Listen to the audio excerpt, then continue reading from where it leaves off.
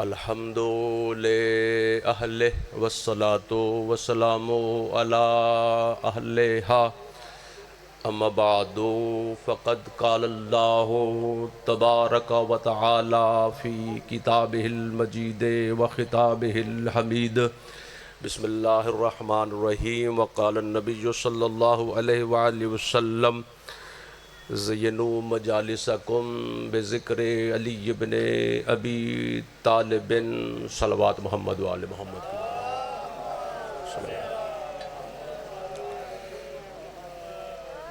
وقال النبی صلی اللہ علیہ وآلہ وسلم ذکر علی عبادہ صلوات محمد وآل محمد اللہم نعرہ تکبیر خالق اکبر کا نام بلند ہے، بلند آواز سے جتنے بیٹھے ہیں نعرہ تکبیر، نعرہ رسالت، نعرہ رسالت، نعرہ حیدری علی علی علی مشکلہ بکش علی مومنت منافق دی پہچان اچھا نعرہ حیدری علی علی حسینیت، حسینیت، یزیدیت، یزیدیت، درود پاک بلند آواز سے تلاوت فرما لے محمد والا اگر سامنے آ جاؤ تو آج سامنے بن جاؤ جی بسم اللہ مہربانی ذرا ماحول بن جائے گا کیونکہ آپ پاسا پا رہا ہے تو ذرا اولاد سے جی بسم اللہ پاکاں دے مینو داد نہ دیا جائے پاکاں دے ذکر نو داد دیا جائے بسم اللہ رسول پاک صلی اللہ علیہ وآلہ وسلم میرے پاک نبی کی جو پاک زندگی ہے میں اسی پہ اور مجلس کی جو زینت ہے اسی پہ میرا موضوع ہے کہ میرے پاک نبی کی ساری زندگی 63 سالہ زندگی مومنوں کے لیے، منافقوں کے لیے نہیں، مومنوں کے لیے رسول پاک کی جو زندگی ہے وہ بہترین نمونہ عمل ہے۔ یعنی حضور نے 40 سال جو زندگی گزاری ہے مکہ میں نزول قرآن سے پہلے، وحی قرآن سے پہلے، وہ مجسم قرآن بن کر گزاری ہے۔ یعنی 40 سالہ زندگی میرے پاک نبی کی تھی مجسم قرآن، اور جو 23 سالہ زندگی ہے وہ تھی اس مجسم قرآن نے اپنی پاک زبان سے قرآن پڑھ کر دنیا کو بتایا ہے۔ رسول پاک کی سیرت کا پہلو، حضور کی سیرت کا پہلو یہ تھا کہ رسول پاک جب بھی مجلس میں محفل میں بیٹھتے، کیونکہ مجلس کا آغاز ہو چکا ہے پاکوں کے ذکر سے، تو میں مجلس کے چلو آداب 2 منٹ آپ کو بتا رہا ہوں اور اس کے بعد جو موضوع ہے اسی پہ جو مجھے وقت دیا گیا ہے مختار بھائی نے دیا ہے انشاءاللہ اسی پہ مجلس پاک تمام ہو جائے گی۔ اور میری دعا ہے کہ مختار بھائی کے والدین بانیان ہیں اور بھائی ذوالفقار اور اس خانوادہ کے جتنے بھی جٹ سرا برادران کے مرحومین ہیں، مولا اس ذکر کا صدقہ مولا ان کے درجات میں بلندیاں عطا فرمائے۔ باقی رسول پاک جس محفل میں بھی مختار بھائی بیٹھتے تھے تو حضور کسی کی بات کو ٹوکتے نہیں تھے۔ یعنی اگر کوئی حبشی غلام جس کو نیچ سمجھا جاتا تھا اگر وہ بھی کلام کرتا تو رسول پاک اس کی بات کو بھی ٹوکتے نہیں تھے، جب تک کہ اس کی بات مکمل نہیں ہو جاتی حضور چپ کر کے وہ اس بات کو سماعت کیا کرتے تھے، سنا کرتے تھے۔ لہٰذا محفل میں مجلس میں بیٹھ کر یا بیٹھک میں یا ڈیرے میں بیٹھ کر اگر کوئی بندہ بات کر رہا ہے اس کی بات کو ٹوکنا نبی کی سنت نہیں ہے۔ یعنی اس کی پوری بات کو سننا رسول پاک کی پاک سنتوں میں سے، حضور کی سیرت کے پاک پہلوؤں میں سے یہ پہلا خوبصورت پہلو ہے۔ پھر میرے پاک نبی نے ارشاد فرمایا کہ ہر کام میں جلدی کرنا جو ہے، جلد بازی کرنا، العجلۃ من الشیطان، یہ شیطان کی طرف سے ہے، رحمان کی طرف سے نہیں۔ الا فی خمس فانھا من سنت رسول اللہ، مگر 5 باتوں میں جلدی کرنا تمہارے نبی کی سنت ہے۔ یعنی ہر کام میں جلدی کرنا یہ شیطان کی طرف سے ہے، مگر 5 باتوں میں جلدی کرنا تمہارے نبی کی سنتوں میں سے سنت ہے۔ پہلی سنت، پہلی سیرت کا پہلو بتا رہا ہوں اس حدیث میں، حضور نے فرمایا کہ اطعام الضیف اذا نزل، جب تمہارے گھر میں کوئی مہمان آ جائے تو اس کو جلدی کھانا کھلاؤ، مہمان کو جلدی کھانا کھلانا تمہارے نبی کی سنت ہے۔ سبحان اللہ، مہمان کو جلدی کھانا کھلانا، یہ نہیں پوچھنا کہ کی کھانا ہی، اس کا سفر دیکھے کہ وہ کہاں سے آیا ہے، جو بھی گھر میں موجود ہے اس کے لیے کھانے کا انتظام کرنا، یعنی مہمان آ جائے، نازل ضعیف، نازل کا میں نے تو نازل ہونا، میں نے آنا، یعنی جب مہمان آ جائے اس کو جلدی کھانا کھلانا، یہ تمہارے نبی کی سنتوں میں سے بہترین ایک سنت ہے۔ پھر فرمایا کہ تجہیز المیت اذا مات، جب بندہ کو فوت ہو جائے تو اس کو جلدی غسل، کفن اور اس کو دفنانا، یہ تمہارے نبی کی سنت ہے۔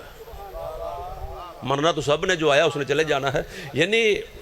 تجہیز و تکفین میں جلدی کرنا بھی تمہارے نبی کی سنت ہے۔ پھر میرے پاک نبی نے فرمایا کہ وَتَزْوِيجُ الْبِنْتِ اِذَا أَدْرَكَتْ، جب بچی بالغ ہو جائے، نوجوان ہو جائے، اس کی جلدی شادی کرنا،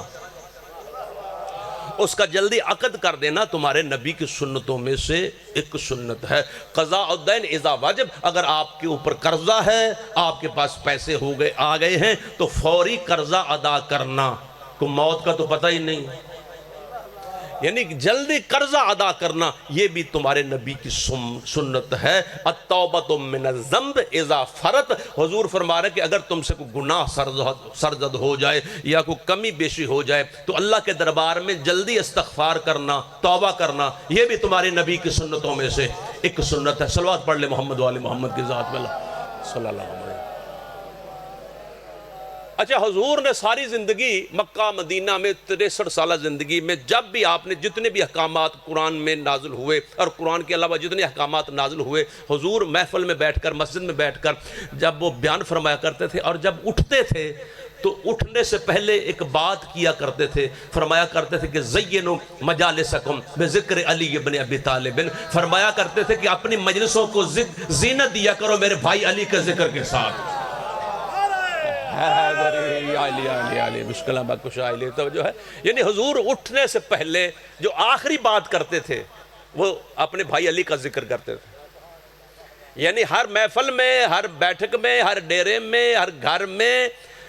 جتنی بھی آپ گفتگو کر رہے ہیں، جتنی بھی باتیں کر رہے ہیں، ان باتوں میں جب تک آپ مولا علی کا ذکر نہیں کریں گے، یعنی محفل کو، مجلس کو نحوست سے بچانے کے لیے ذکر علی کل بھی ضروری تھا، آج بھی ضروری ہے۔ اب میں ذکر علی پر 6 حدیثیں پڑھ کے وقت دے رہا ہوں اپنے بھائی کو۔ پہلی حدیث میرے پاک نبی نے ارشاد فرمایا، اور یہ حدیث میں پڑھ رہا ہوں کیونکہ ویڈیو ہے، ہر ایک لفظ جو ہے وہ کیچ ہو رہا ہے، اور جو پڑھ رہا ہے وہ بڑا ذمہ دار، اس سے پوچھا بھی جائے گا کہ یہ آپ نے کہاں سے پڑھا ہے۔ تو میں کتاب کا نام لے رہا ہوں، ہماری بڑی معتبر کتاب ہے، کتاب کا نام ہے بہار الانوار، لکھنے والے ملا محمد باقر مجلسی علیہ الرحمہ۔ ان کی بہار کی جو عربی کی جلد ہے اس کی ہے 110 جلدیں، اس 110 جلدوں میں سے جلد نمبر 36 سے میں 6 حدیثیں پڑھ رہا ہوں، جلد نمبر 36 سے، عربی سے، جو عربی میں ہے، اردو، کیونکہ اردو ترجمہ ابھی تک 10-12 جلدوں کے علاوہ باقی جلدوں کا ترجمہ پاکستان میں موجود نہیں ہے، لیکن الحمدللہ میں عربی متن سے پہلی حدیث پڑھ رہا ہوں۔ میرے پاک نبی نے فرمایا کہ اپنی مجلسوں کو زینت دو میرے بھائی علی کے ذکر کے ساتھ۔ اس کے ضمن میں لکھا ہوا ہے، حضور نے فرمایا کہ من ذکر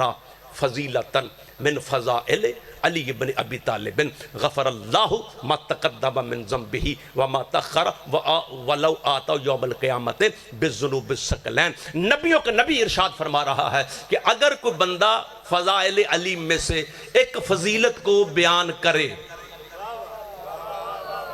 یعنی جتنے بھی فضائل ہیں ان میں سے صرف ایک فضیلت کو بیان کرے، اللہ اس فضیلت کے وسیلے سے، کیونکہ جمعہ کا دن ہے، اس فضیلت علی کے وسیلے سے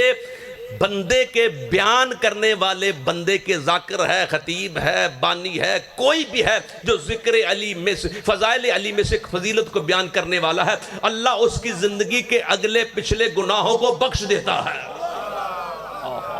اس کی زندگی یا علی اس کی زندگی کے اگلے وَعَتَوْ، جب وہ قیامت والے دن آئے گا، وَلَوْ بِذُنُوبِ الثَّقَلَيْنِ، اگرچہ جن و انس کے گناہوں کے برابر بھی اس کے گناہ کیوں نہ ہو اللہ ان کو بھی بخش دے گا۔ یہ ہے پہلی حدیث۔ اب دوسری حدیث حضور نے فرمایا کہ من کتبا فضیلتاً من فضائل علی ابن ابی طالب لم تزل الملائکۃ تستغفر لہ ما بقی من الکتابۃ رسما۔ نبیوں کے نبی فرما رہا ہے کہ اگر کوئی بندہ اپنے ہاتھ سے فضائل علی میں سے ایک فضیلت کو صرف لکھ دے، بولے یار ذرا بولے ذاکر بیٹھے ہو تو ذاکر کا ہے یعنی اگر بندہ بیان نہیں کر سکتا اور لکھنا جانتا ہے، اگر فضائل علی میں سے مختار بھائی ایک فضیلت کو وہ اپنے ہاتھ سے لکھ دے، جب تک اس کے ہاتھوں سے لکھی ہوئی فضائل علی کی حدیث یا فضیلت اس کے کاغذ پر سیاہی باقی ہے، اس وقت تک اللہ کے فرشتے اس کے لیے استغفار کرتے رہیں گے۔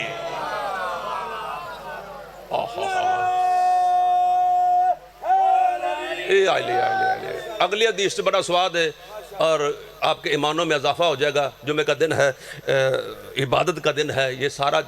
دن ہی عبادت کے لیے اللہ نے مومنوں کے لیے رکھا ہوا، توجہ ہے۔ اچھا، تیسری حدیث میں نبی نے فرمایا فَمَنِ اسْتَمَعَ فَضِيلَةً مِّن فَضَائِلِ عَلِيِّ بْنِ أَبِي طَالِبٍ غَفَرَ اللَّهُ الَّتِي قَصَبَهَا بِالْإِسْتِمَاعِ۔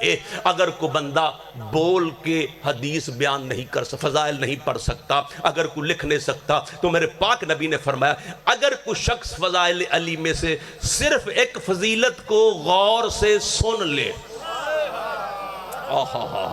فضائل علی میں سے ایک فضیلت کو غور سے سن لے، اللہ اس کے کانوں کے گناہوں کو بخش دیتا ہے۔ جو اس نے کانوں سے گناہ کیے ہیں، غفر اللہ التی قصبہ بالاستماع، جو اس نے کانوں سے گناہ کیے ہیں اللہ اس کے کانوں کے گناہوں کو بخش دے گا جو فضائل علی کو غور سے صرف سنے۔ اور چوتھی حدیث میرے پاک نبی نے کمال کر دیا ہے، اور نورانی اور پاکیزہ حدیث میں سے حضور نے فرمایا کہ من نظرہ فضیلتاً من الکتابت من فضائل علی بن ابی طالب غفر اللہ ذنوب التی قصبہ بالنظر۔ اگر کوئی بندہ لکھ نہیں سکتا، اگر کوئی بندہ سن نہیں سکتا، حضور نے فرمایا اگر بندہ بول نہیں سکتا تو کوئی بات نہیں، حضور نے ارشاد فرمایا اگر کوئی بندہ اپنی آنکھوں سے ایک فضیلت کو صرف دیکھ ہی لے،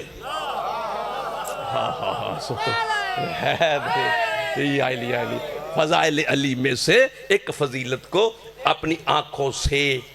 دیکھ لے، تو اللہ اس کی آنکھوں کے گناہوں کو، یہ جو آنکھوں سے بندہ گناہ کرتا ہے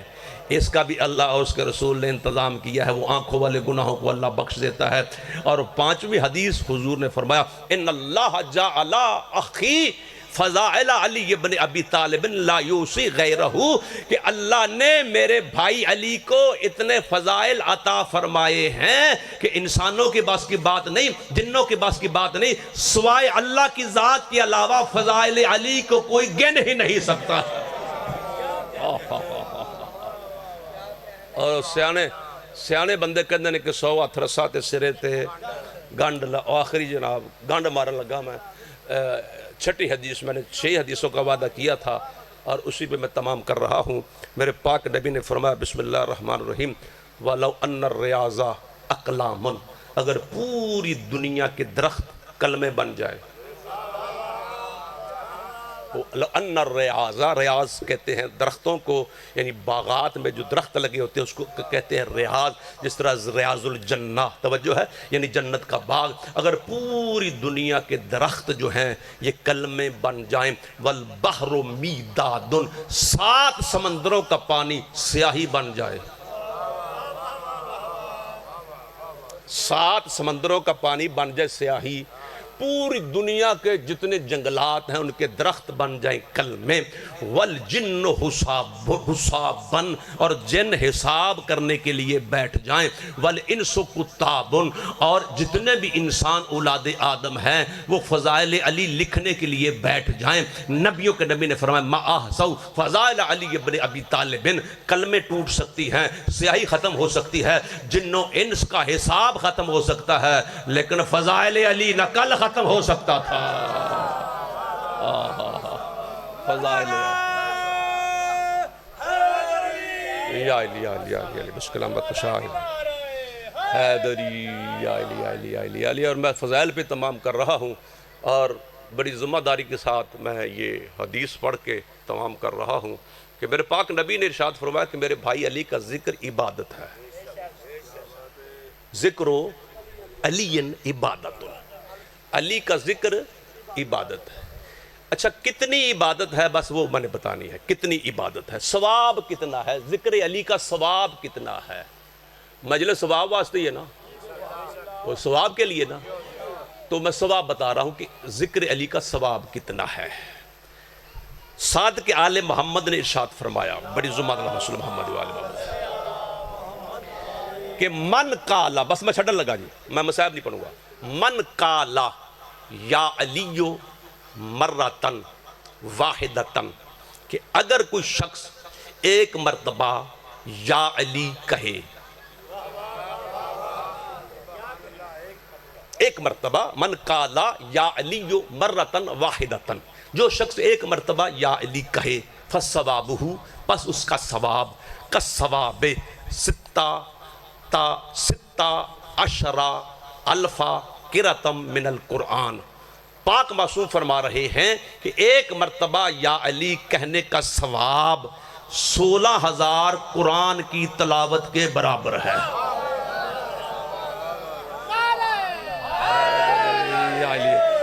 ایڈی بڑی حدیث کوئی مائی دا لال پڑھ نہیں سکتا، لیکن میں پڑھنا پہ توجہ ہے.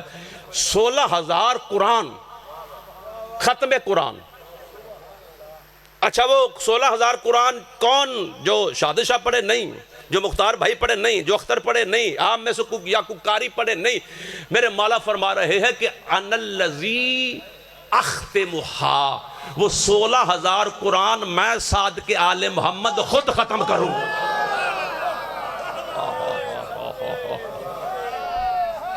یا علی یا علی یا علی مدد حق. سوا لکھ نعرہ حیدری.